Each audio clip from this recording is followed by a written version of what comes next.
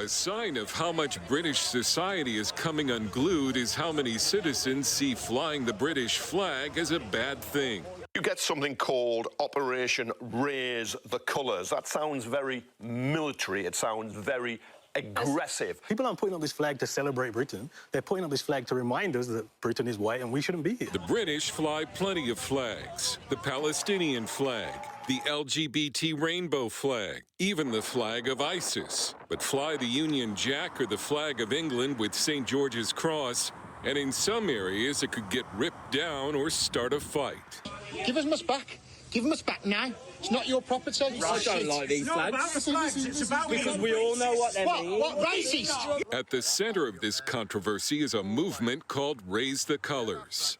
You wouldn't think that putting up flags would cause this much controversy, and yet this campaign, which was intended to promote patriotism and unity, has been attacked as racist and fascist by the left. You're a fascist, and you could go away.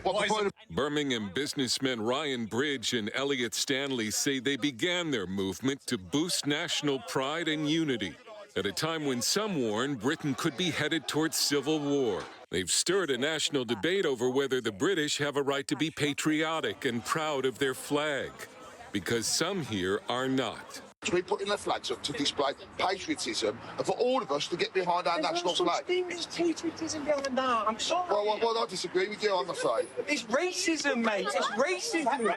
You would think that displaying one's own flag in one's own country could no way be classed as a contentious issue, a contentious act. And yet Stanley and Bridge have both been doxxed and threatened. The overwhelming reaction to it has been one of support. As we've gone further into different areas in Birmingham, we've been met with a substantial degree of hostility, and that's now escalating into death threats. I've had phone calls to my office at work, phone calls on my mobile.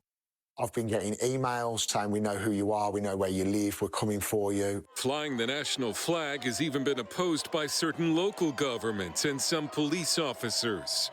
Opponents have also started ripping down and destroying flags honoring veterans. Look at that. Slashed to pieces. Lest we forget. Slashed to pieces. Disgusting.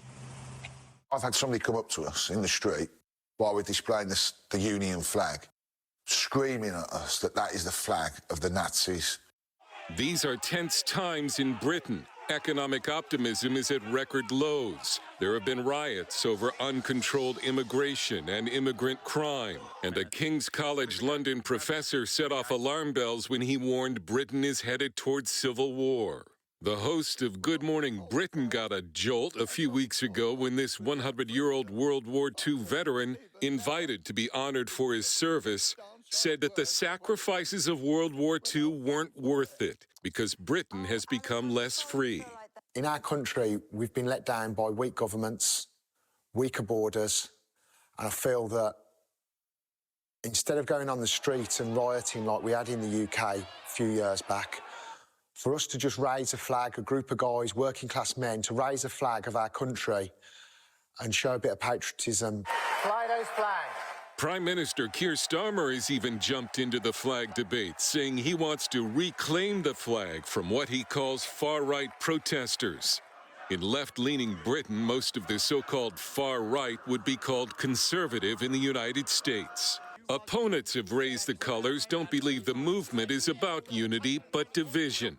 Stanley says most of the opposition to Raise the Colours comes not from ethnic or religious minorities, but from what he calls white liberal lunatics. He's vowed that neither they nor the government will stop this movement. It's going to keep growing. This has now gone from starting in South Birmingham to across the whole of the UK. You know, the more funding we get, the more we can do and keep it country covered in our flag. Why not? It's our country and it's our flag. Dale Hurd, CBN News in Birmingham, England.